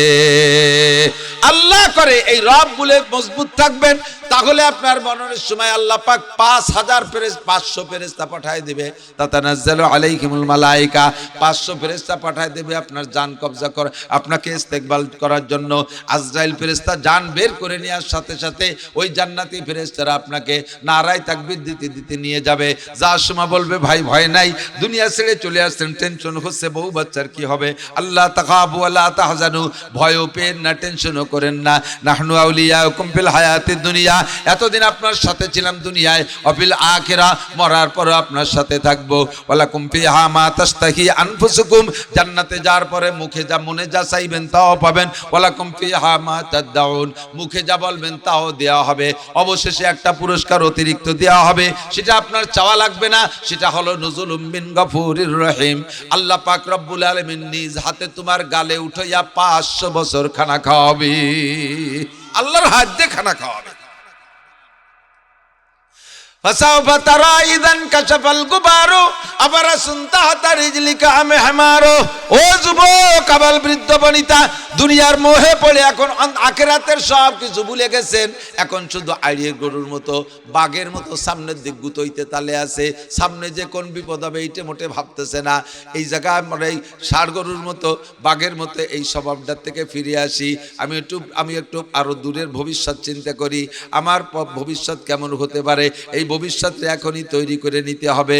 এটা কি দিয়ে সাজাইবেন? আল্লাহ কাইবাল্লাযিনা উতুল ইলমা দারাজাত, যাদেরকে ইলমে কোরআন দেয়া হয়েছে, ইলমে শরিয়াত দেয়া হয়েছে, তাদের সম্মান সবচাইতে বেশি। জীবনে যাহা করেছি ভুলই করেছি, জীবনে যাহা করেছি ভুলই করেছি। পরে এসে মাদ্রাসায় অনেকে ভর্তি হচ্ছে বুড়োকালে, লম্বা একটা সাহাই ছেড়ে কয়, আরে জীবনের শুরুতে ভাবতে পারি নাই যে কোনোদিন বুড়ো হব, চোখের পাওয়ার কমে যাবে, চশমা লাগবে, হাঁটুতে বল থাকবে না, এটা ভাবি নাই।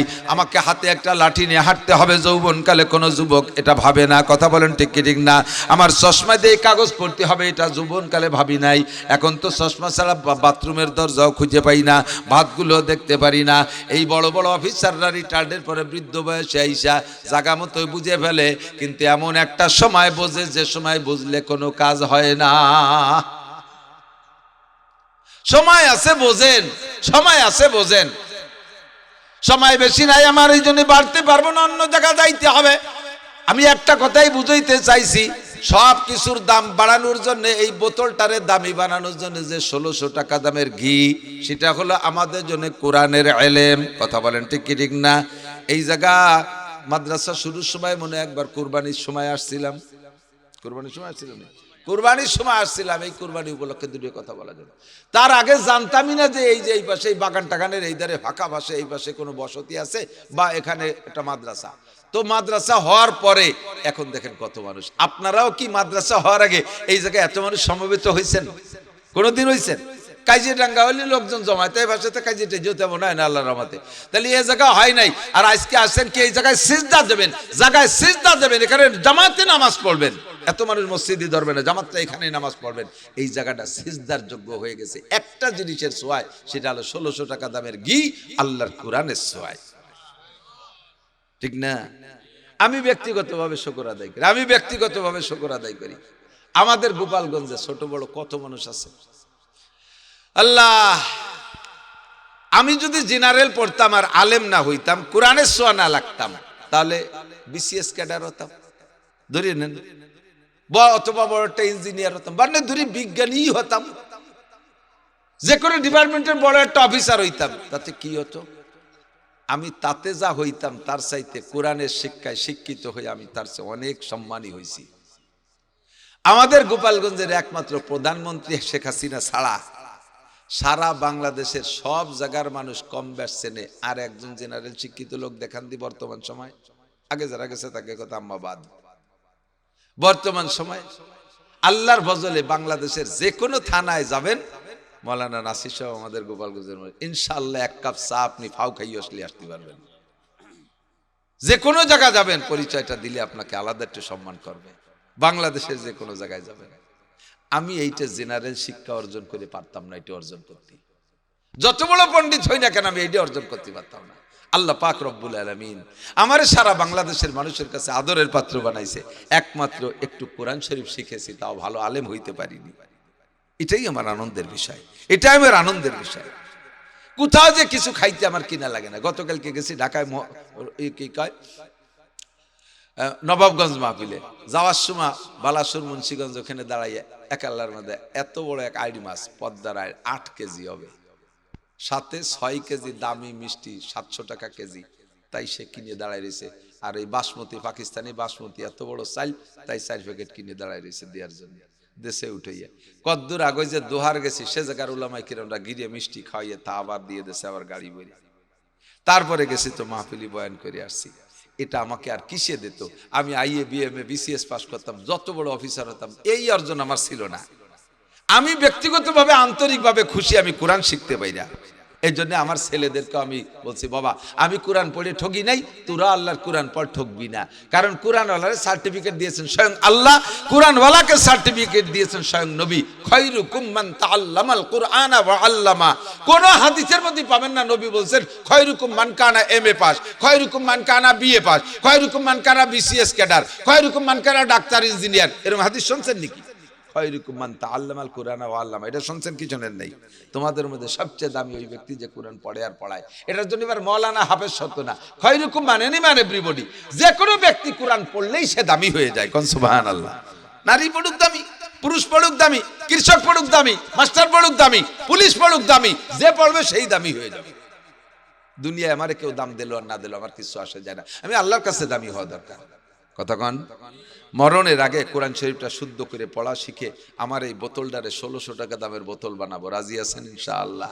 চেষ্টা করা যাবে, বেশি কষ্ট না, মাত্র 61 দিন মেহনত করলে আপনি কোরআন শরীফ পড়া শিখবেন শিখবেন শিখবেন। আমি কসম দিয়ে বললে মিথ্যাবাদী হবে না। 61 দিন। আরবি হরফ 29টা, কয়টা? যত বড় কম্বিরে হোক, ডেলি একটা অক্ষরে লেখলি আর পড়লি ঘন্টাখানেক, ও কি বলবে? তাহলে 29 হরফ 29 দিন। আর আরবিতে আকার রস্বীকার মোটে 3 ডে, জবর জের পেশ, জবরে আকার, জেরে রস্বীকার, পেশে রস্বীকার, 3 ডে 3 দিন সেখানে হয়ে গেল। তাহলে 29 আর 3 32। আর আরবিতে সংযোগ আছে 2টা, জজম আর তাসদীদ, 2 হরফের মিলে, আব্বা দাব্বা ইন্না আন্না, এই জায়গা হরফ একটার মধ্যে একটা ঢুকাইতে হয়। এই সংযোগের চিহ্ন আছে 2টা, জজম আর তাসদীদ, ওকে 2 জনের 2 দিনই শেখেন। তাহলে 34, 32 আর 2 34। আরবিতে মদ আছে 10 প্রকার। মদ কয় প্রকার? মদ মানে গাঁজা, এবা, ফেনসিডিল, হিরোইন, এই মদ না। কিন্তু কি বুঝতেছে আরবিতে কোরআন শরীফের মধ্যে মদ থাকলে তা খাবো না কেন? মদ মানে টাইনিয়ে পড়া, মদ মানে টাইনিয়ে টাইনিয়ে পড়া।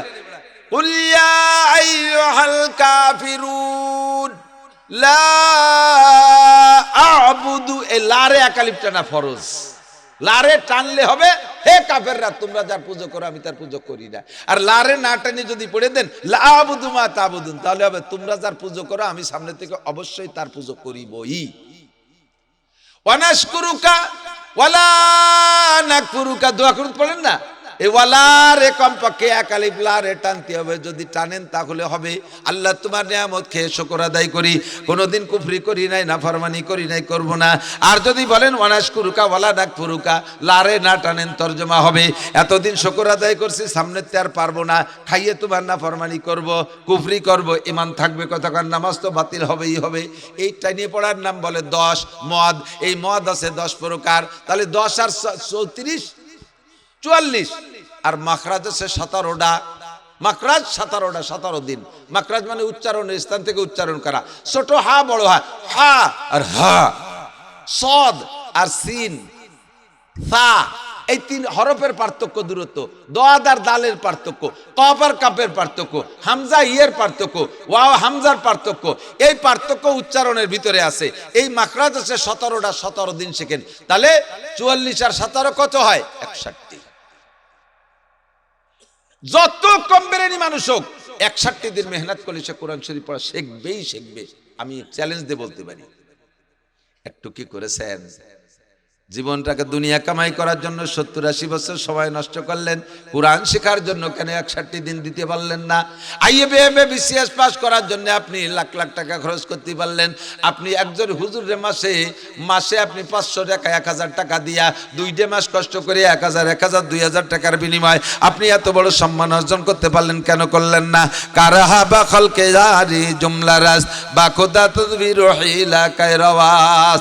দুনিয়ার সবকিছু অর্জন করেছো, আখিরাতের বেলায় যে কেন তুমি বোকা সাজলা, এ জায়গা কেন তুমি বলদ সাজো, এখন তোমার মাথায় কিছু ধরে না, এই কথা বলো কেন? এত কঠিন কঠিন ইংরেজি শিখলে, কত কঠিন কঠিন অঙ্ক শিখলে, তার চাইতে অনেক সহজ কোরআন আল্লাহ কয় ওয়ালাম ইয়াজআল্লাহু ইওয়াজা ওয়ালাম ইয়াজআল্লাহু ইওয়াজা। আমি কোরআনের মধ্যে কোনো বক্রতা রাখি না। খেয়াল করেন, কোরআনের মধ্যে কোনো গুজামিল নাই। আবার খেয়াল, এদিক তাকান, ইংরেজি ভাষা বাংলা ভাষার মধ্যে গুজামিলির গাদি। একজন আছেন, কেউ ভালো ভালো শিক্ষিত তো আছেন, আমি পারি নে বিদায় জিজ্ঞেস করছি, ব্রাহ্মণ বানান করেন দি? আমি লেহে দিতে পারি, বানান করতে পারবো না। বিজ্ঞ বয়রসি কিদে কিদে মিলেনি বিজ্ঞ হয়। জ্বর সাথে ইয়ে মিশেলি, বর্গের জ্বর সাথে ইয়ে মিশেলি বিজ্ঞ হয়। কি কয়? বর্গের জ্বর সাথে ইয়ে মিশেলি, তো বর্গের জ্বর ইয়ে বীজ ইয়ে হবে, তা বিজ্ঞ হবে কেন? বিজ্ঞ কতি যে গ লাগে তা কো, সে গকো এটাই দিয়ে উঠাই দিলে ইয়েরটা কিছু কয়, এলো গুজামিল। ইংরেজিতে লেখে জি, পড়ে গ, কতক্ষণ MOTHER, মতিয়ার না, কি হবে? মাদার। লেখলাম মতিয়ার, কয় মাদার। CHALK, চলকে না কলকে? চক। তা লেখলাম চলকে আর কয় চক। এল লেখলাম, সে এল করে গেল। উজ্জ কে, উজ্জ হবে কে? আমি যা লেখবো তাই পড়বো, যা না লেখবো তা পড়বো না। কতক্ষণ? আরবিতে এই গুজামিল নাই। সদ লেখলি সদ, সিন লেখলি সা, সিন লেখলি সিন, সা লেখলি সা, দদ লেখলি দদ, দাল লেখলি দাল, যা লেখবো তাই বলবো। বললাম যে আল্লাহু ইওয়াজা। অত বিয়া গুরুনি ভেসাইলে অক্ষর পড়া শিখলে সহজ অক্ষর কটা কেন শিখলে না? জব দিতে পারবেন না। তো কোরআন পড়া শিখি এবং নামাজ ভাঙ্গার কারণ 19টে, তার ভিতরে 1 নম্বরটা হলো নামাজে কিরাত অশুদ্ধ পড়া। আমি কসম দিয়ে বলি, আমার হাতে কোরআন দিলে আমি কসম দিয়ে বলতে পারবো, যারা অশুদ্ধ কিরাতে নামাজ পড়তেছেন বিগত জীবনে যা পড়ছেন তার বিনিময়ে কিচ্ছু পাবেন না। একজন বেনামাজিরও যে অবস্থা, হাসরের মাঠে আপনারও সেই অবস্থা। পড়লি ভর্তি পারেন, না পড়লি ছাড়ি দিয়ে বাড়ি চলে যেতে পারেন, আমি তেল দিতে পারবো না। বলবেন যে হুজুর আল্লাহ আপনার ধরবে, আপনি বলবেন আল্লাহ আমাকে নাসির হুজুর গেছিল, কইছিল যে যা পারো বলো, আমরা হুজুর যত আসি আমাকে কোরবানি চামড়া টামড়া দাও, সৎকা টৎকা দাও, দান চাল দাও, আমরা এই খাইয়ে দিয়ে তোমাকে একটা বাড়ির ব্যবস্থা করে দেবানি। আমি এই কন্ট্যাক্ট নিতে পারবো না। অশুদ্ধ কিরাতে নামাজ পড়ছেন, বাতিল বাতিল বাতিল। ফামান শাফালিউমিন ওমান শাফালিয়াকুর। মনে চাইলে কথা মানেন, না মানে চাইলে না মানে বেড়ান। আমিও জায়গা থেকে ফিরে আসতে পারবো না। অশুদ্ধ কিরাতে নামাজ পড়ছেন, নারী আর পুরুষ সকলের নামাজ বাতিল। শুদ্ধ করার জন্য নামেন। আজকে চেষ্টা করতে প্রতিজ্ঞা করেন, রাতারাত মরে যাবেন। এখনই প্রতিজ্ঞা করছেন, কালকে থেকে তাহলে কায়দা কিনে মক্তবে ভর্তি হবই। মরার আগে কোরআন শরীফ শুদ্ধ করে পড়া শিখবে। এই জায়গাতে নিয়ত করে বাড়ি যান, ফজরের আগে মরে গেছেন। পিছনের সমস্ত ভুল নামাজকে আল্লাহ শুদ্ধ করে দেবে।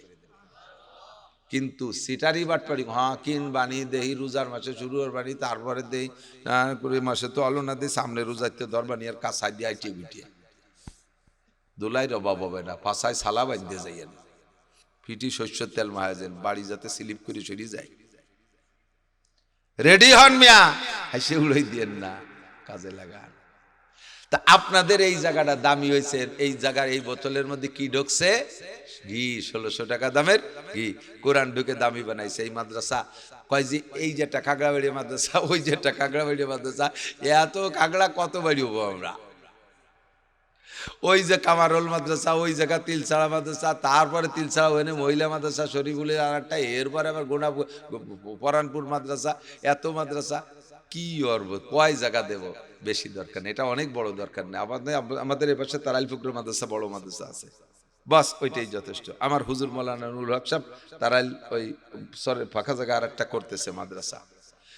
এ বড় বড় মাদ্রাসা, আমার সুলতান শাহী গোড়াদার মাদ্রাসা আছে, এরকম বড় বড় মাদ্রাসা যা আছে থাক, ফাঁকে এইগুলো আমরা কমপক্ষে হেফজখানা কিরাতখানা কেন খুলবো? আপনি একজন মানুষ যখন মৃত্যুসজ্জায় শায়িত হয়, তার মাথার কাছে বসে কেউ কোরআন শরীফ পড়লে তার ইমানই মরণ নসিব হয়। আমার মা মারা গেছে এই গত শনিবারের আগের শনিবারে। আমার মায়ের মাথার কাছে আমি সকালবেলা বসে সূরা ইয়াসিন পড়তে শুরু করছি। আমার ছেলে হাফেজ মিসবাহ পড়া শুরু করছে, আমার বড় বোন সেও পড়া শুরু করছে। আমার চোখের সামনে মাকে দেখতেছি, আস্তে আস্তে পায়ের দিক থেকে মা নিস্তেজ হয়ে আসতেছে, দেখতেছি। এর ভিতরে আমার মা কলেমা পড়াই রয়েছে, এরপরে আর কথা কই নেই। আমার মা কলেমা পড়ে টড়িয়ে অনায়াসে চোখের সামনে চলে গেল। মা যে মারা গেছে একটু টের পেলাম না, নাকটা বাঁকালো না, চোখটা কাঁপলো না, ঠোঁটটা বাঁকালো না, কোনো নাড়াচাড়া নাই, অনায়াসে ঘুমিয়ে গেল আমার মা। আমি বিশ্বাস করি সূরা ইয়াসিন আমার মায়ের সন্তানরা আমরা পড়তেছিলাম, এই রহমতে আল্লাহ তাআলা আমার মাকে আসানের সাথে মৃত্যু দান করেছে। তা আপনার মৃত্যুর সময় আপনার পাশে কোরআন শরীফ পড়বে, আপনার ছেলে মেয়েরা কারা কারা পারে? কোন দিন কয় বাড়ির ছেলে মেয়েরা পারে? কয় বাড়ির ছেলে মেয়েরা? খুব কম বাড়ি পারে, দুই একজন পারে। আমার পরিবারের ভিতরে আল্লাহর রহমতে আমার শুধু একটা পুতা আছে 2 বছর বয়স, ও ছাড়া আমার ফ্যামিলি সব কোরআন শরীফ পড়তে পারে। তার ভিতরে আমার 5টা ছেলে মেয়ে হাফেজি কোরআন, আলেম হয়ে যাচ্ছে, এবারে থেকে এক একটা করে হয়ে যাবে ইনশাআল্লাহ। 5 ছেলে 2 মেয়ে, তার ভিতরে 4 ছেলে 1 মেয়ে হাফেজ হয়ে গেছে। আমরা এই কোরআন শরীফ পাবো বলে আশা আছে। আপনার পাশে কে পড়বে? যদি কেউ না পান, কমপক্ষে মাদ্রাসার ছাত্রদের ডাক দিলি পারা, তারা যে পড়বে। এখন আপনার মাদ্রাসা যদি শুধু ফুকরো মাদ্রাসা, আর এই জায়গা বুড়ো মরে মরে বাপ ছেলেসা শুরু হয়ে গেছে, ফুকরো ব্যানে যাবেন বা ফোনই করলেন, হুজুর 5টা ছেলে পাঠায় দেন, হুজুর পাঠায় দিছে গোপালপুর মোড়ে আসতে আসতে ওই জায়গাতে এনতে ফোন দেয়, ও হুজুর তোমরা আইছো না, আমার আব্বার মরা হয়ে গেছে, তোমরা আইছো না, আমার আব্বার মরা হয়ে গেছে। তাহলে মরার সময় কলেমা শুনে মরে নাই, কি বলে, কোরআন শুনে মরে নাই। এই আসানি মরণ আর কোরআন শুনে মরা যদি চান, তাহলে এই মাদ্রাসার যদি এখানে একটা মাদ্রাসা হয়, এই মাদ্রাসায় যদি হাফেজ ছাত্ররা পড়ে, আপনার বাড়ির পাশে আসতে পারতেই তো হুজুরে ফোন দিলি পারা 2-1 মিনিটের মধ্যে ইনশাল্লাহ চলে যেতে পারবে। অত দূরের থেকে আনার চাইতে কাছের থেকে যাওয়াটা তো সহজ হবে। পাশে বসে কোরআন শরীফ পড়বে, কোরআন শুনতে শুনতে মরতে পারবে। আল্লাহ তাআলা তৌফিক দান করে, বলেন আমিন। প্রতিষ্ঠানের পাশে থাকবেন। আমরা যতদিন দুনিয়ায় ইবাদত বন্দেগী করি, ততদিন কিন্তু ইবাদতের বিনিময়ে আল্লাহ খাওয়ায়। একটু শোনেন, এদিক দেখেন। যে ব্যক্তি 5 ওয়াক্ত নামাজ পড়ে, কয়টা পুরস্কার শুনছেন? 5টা। কয়টা? তার ভিতরে 1 নম্বরটা কোন দিকে? দুনিয়ায় রিজিকের অভাব থাকে না, তাহলে নামাজের বিনিময়ে 5টার একটা হলো রুজি। তাহলে আমরা যে খাই দাই কিসের বদলতে? ইবাদতের বদলতে। তাহলে ইবাদতের একটা অংশ আমরা দুনিয়ায় খেয়ে ফেলতেছি। রোজা রাখলে আল্লাহ তাআলা আখিরাতে বিশাল দেবেন, কিন্তু তার একটা প্রতিদান রোজাদাররে আল্লাহ তাআলা রমজানে রুজির বরকত বাড়ায় দেয়। এমনি সময় যা খান, রমজানে কম খান না বেশি খান? ইফতারির সময় কয় গুণ বেশি খান? অনেক খান না? তাহলে এটা রমজানের বদৌলতে। তা রোজা রাখছি তাই আল্লাহ তাআলা খাওয়াচ্ছে, নামাজ পড়ছি তাই আল্লাহ খাওয়াচ্ছে। হজ করলে হাজিদের আখিরাতে জান্নাত দেবেন, তার একটা আরেকটা দুনিয়া হলো, কোন হাজিকে হজের পরে আল্লাহ মরণকাল পর্যন্ত অভাব দেয় না। হাজিকে আল্লাহ তাআলা রুজির বরকত দেয়। তাহলে হজ করছি, তার একটা অংশ দুনিয়া খেয়ে শেষ করতেছি। এখন ইবাদত যা করতেছি তার বিনিময়ে আমরা মুসলমানরা খাচ্ছি। মরার পরে তো আর ইবাদত করতে পারবো না, কিন্তু খাওয়া তো কবরে যে লাগবে, প্রয়োজন তো কবরে যে রয়েছে। নেকির আসল প্রয়োজন কোথায়? কবরের তো শুরু হলো না। ওই সময় যাওয়ার পরে সে নেকির ইনকামের দরজা সব বন্ধ। এখন কি উপায়? যা দুনিয়ায় করছিলাম তা তো খাইয়ে আসলাম, আরে কবরে যাওয়ার পরে যে নেকির দরকার তা পাবো কোন জায়গা? একজন লোক চাকরি করে, 30,000 টাকা বেতন পায়, যতদিন সরকারি চাকরি করছে 30,000 করে পাইছে। যখন রিটায়ার্ড হয়ে গেছে, সরকারও জানে ওর এনার্জি সব আমরা খাই ফেলাইছি, বুড়ো কালে একটা বাঁকড়াই মাল বাড়ি পাঠাই দিচ্ছি, ও যাই কি রে খাবে, এই জন্য গুছাই গেছে 1,50,000 টাকা দিয়েছে, দুদু তুমি এই কয়টা নিয়ে বাড়ি দিয়ে 2 মুছে খাইও, যাও জাফারও করিও। যদি সচেতন হয় তাহলে কি করে, 25 লাখ টাকা দিয়ে শহরতলিতে একটু জায়গা রাখে 3 শতাংশ, আর 25 লাখ টাকা দিয়ে বিল্ডিং তো হবে না, টিন শেড একটা ওয়াল করে ঘর বানায় 3 ইউনিট, যাতে 3টে ফ্যামিলির ভাড়া দেওয়া যায়। 3 ফ্যামিলির ভাড়া দিলে 3 10 কে 30,000 টাকা আসবে। এই 30,000 টাকা দিয়ে বুড়ো বুড়ো মরণকাল পর্যন্ত দিয়ে মুছে খাতি পারবে, ছেলেকে কাছে মুনাজাত পাইতে বুঝে তা লাগবে না। ছেলেরা কি ডাকো অনেক গেল, ও খবর নেওয়ার দরকার নেই, এখান থেকে যা আসবে। এটা হলো সচেতন মানুষ, কথা বলেন না কেন? তো তেমনই নবী পাক বলেন, মানুষ যতদিন বেঁচে আছেন ততদিন আপনার ইবাদতের বিনিময়ে আপনি খাচ্ছেন, যখন মারা যাবেন তখন ইবাদত করতে পারবেন না। আবার আপনার প্রয়োজনটা তখন মূল প্রয়োজন শুরু হবে। এখন ইনকাম সোর্স বন্ধ, নামাজও নাই, রোজাও নাই, হজও নাই, যে কয় মিডিয়া আপনি ইনকাম করবেন নেকি, ওই মিডিয়াগুলো সব বন্ধ। ওদিকে আপনার নেকির প্রয়োজন। উপায় কি? আপনি 3 ইউনিটের একটা বিল্ডিং দুনিয়া বানায় রেখে যেতে পারেন। 1 নম্বরে সাদকায়ে জারিয়া, 2 নম্বরে ইলমিন ইনতাফাউ বিহি, 3 নম্বরে ওয়ালাদিন সালিহিন ইয়াদউলাহু। 1 নম্বরে দ্বীনি প্রতিষ্ঠান যেখানে আছে সেখানে কিছু না কিছু রেখেছেন, কিছু না কিছু রেখে আসেন। খায় কামাই তো জীবন ভরে করলাম। একজন মানুষকে এই জায়গা অডিট করলে আমি কসম দিয়ে বলতে পারবো ইনশাআল্লাহ, একজন মানুষের জীবনের অডিট, আপনার ইনকামের অডিট করলে আপনি সুষ্ঠু জবাব দিতে পারবেন না যে সারা জীবনে কয় টাকা কামাই করছেন। কেউ কি করতে পারবেন? পারবেন না, কেউ পারবেন না। কত কায়দায় কতভাবে কামাই করছেন আর খরচ করছেন, একজন মানুষ আমার ইনকামের অডিট করলে আমরা কেউ জবাব দিতে পারবো না। এটা পারলাম না, খরচ কিভাবে করছি তা কি বলতে পারবো? তাও পারবো না। 3 নম্বরে যে যা কামাই করছেন সব টাকা কি বাড়ি আছে? আছে? যদি কেউ কেন যে জি হুজুর আমার টাকা সব বাড়ি আছে, তাহলে বুঝবো যে আপনি আন্তর্জাতিক খ্যাতি সম্পন্ন কিরপিন, জীবনেও কোনোদিন এই কামাইয়ের রুজিরে জিব্বেরে কিছু দেন নাই। তাহলে জীবনে যা কামাই করলাম তার হিসাব নাই, যা খরচ করলাম তার হিসাব নাই, যা কামাই করেছি তা বাড়ি নাই, আর সামনে যা কামাই করব তাও থাকবে না, এর মধ্যে কোনো সন্দেহ নাই। কথা কোন ঠিক না? তাই এখন যা করছি, কত জায়গা কতভাবে খরচ করছি, আমার সদকায়ে জারিয়া ফার্স্ট ইউনিটের জন্য আমি কি খরচ করছি। আল্লাহ কয় ওমা তুকাদ্দিমু লিআনফুসিকুম মিন খায়রিন তাজিদু ইনদাল্লাহ, আমারে কয়টা টাকা দেও বান্দা, দেও আমারে কয়টা। ওয়াম্মা সাইলা ফালা তানহার, চাইলে কেউ চাইলে তারে তুমি ধমক দিয়ে তাড়াই দিও না। আমি চাইতেছি, এখানে আমি চাইতেছি। আমার কোরআনের গড্ডা দেখো কি অবস্থায়, ভিতরে যে বাথরুমে গেছি, বাথরুমটা যার যোগ্য না। আপনাদের মাদ্রাসা আমরা উলামায়ে কেরামরা আসবো, যদি ওর ভিতরে অত অমন অযোগ্য থাকে তাহলে কিভাবে আসবো যাবো? কারণ আমরা বক্তারা একটু ডিলেই হয়ে যাই, সফর করতে করতে, ঘুম কামাই করতে করতে, খাওয়া দাওয়ার ঠিক নাই, আমরা ঢিলে হয়ে যাই। তখন ঘন ঘন পেশাব আসে, বাথরুম বারবার আসে, ওয়া নিয়ম। বাথরুমে যদি এখন বদনা নিয়ে বাগানে পাঠাই দেন, হুজুর আনো বানাই পারেন, আপনি বদনা নিয়ে বাগানে যান, এ কি হবে? আমাদের যাওয়া তো সম্ভব। অথবা হুজুর আসেন আমাকে বাড়ি, বাড়ি ঢুকে গেলে আপনার বাড়ি কয় যে হুজুর দাঁড়ান, 3 বিটি দাঁড়ানো রয়েছে সিরিয়ালে, আপনি 4 নম্বর। যে বিটিকের সাথে সিরিয়াল দিয়ে কি সম্ভব নাকি? তো এই অপমানিক কারবারের দরকার নাই। এই বাথরুমটাও করব, বিল্ডিং এর যে ভাঙাচুরা হালাত আছে এটা আমরা সারি ফেলবো। এই মাদ্রাসা আরো বড় একটা বিল্ডিংও করতে হবে। আমরা এই জায়গা সদকায়ে জারিয়া 1 নম্বর ইউনিট, 2 নম্বরে ইলমিন ইনতাফাউ বিহি, নিজে কিছু যা জানি আর একজনের শিখে যাব। 3 নম্বরে ওয়ালাদিন সালিহিন, নেক সন্তান। কমপক্ষে আমার একটা সন্তান আমার জানাজার ইমামতি করতে পারে। খেয়াল করেন, আমার একটা সন্তান আমার জানাজার ইমামতি করতে পারে। আমি বাড়াইতে মৌলবীর জানাজা নেব না। বাড়াইতে মৌলবী পর্যন্ত মসজিদের ইমাম আপনার জানাজা করবে, তার কি আপনার প্রতি একটু মায়া আছে? আরো যদি আপনি তার ছুটির দিন মরেন, যেদিন ছুটি পাইছে সেই দিন আপনি মরছেন, তার কিরম ঠেক কোন দিদি? এই 3-3টে মাস বাড়ি যায়নি, আজ বাড়ি যাবো, বুড়ো শয়তান বাইছে, তেও জ্বালাইছে, মরিও জ্বালালো, মরতি সময় বলো না, আমি বাড়ি যাওয়ার পরে মরতো। এই রাগারাগি, কিন্তু মরণ তো তার টাইম মতোই আইছে। আর আপনার জানাজা তাহলে বলেন সেই এই রাগের মধ্যে কিভাবে কোন মন নিয়ে করবে? ভালো মন নিয়ে করবে? তা আপনার ছেলে যদি আপনার জানাজার ইমামতি করে, তাহলে তার বিমান ফ্লাইটও যদি মিস করতে, তাও মিস করবে, ঠিক কিনা? আর বাড়াইতে মৌলবী জানাজা নিয়ে দাঁড়াইছে, তকবির 3টে দেশে, এর মধ্যে গাড়িতে হরেন দেশে, আসলে ট্রাকে হরেন দেশে, বাস আসে নাই, উনি মনে হচ্ছে বাস আইছে। তকবির 3টের পরে আসসালামু আলাইকুম রহমতুল্লাহ, সালাম আলাইকুম রহমতুল্লাহ। হুজুর তকবির 3টে হয়েছে, চূড়া আর একটা দিয়ে এলো, আবার বাস ছাড়িয়ে দিল। পরের বাপের জানাজা তকবির একটাও নালি, হুজুরের কি হয়েছে? কিন্তু আমার বাপের জানাজা কি আমি এক তকবিরে কম দেব? আমার মা মারা গেছে, আমার বড় ভাই হাফেজ মৌলানা আব্দুল হাই জানাজা করেছে। আমি যদি এখন মারা যাই, তাহলে আমার ছেলে মিসবাহ আকমাল আজিজুল হকেরা যারা যে কেউ করবে, আমার ছেলেরা সবাই হাফেজ আলেম আলহামদুলিল্লাহ। এমন মনের মধ্যে বড় একটা সাহস আছে। আমার মা মারা গেছে, আমরা 4 ভাই হাফেজ মৌলানা, আমরাও কাঁধে করছি, আমাদের ছেলেরা সব হাফেজ। আমার এই মূর্খ মারে এক জাক আলেমে কাঁধে করে নিয়ে কবরে রাখছে। আপনার মারা যাওয়ার পরে আপনারে কে নেবে?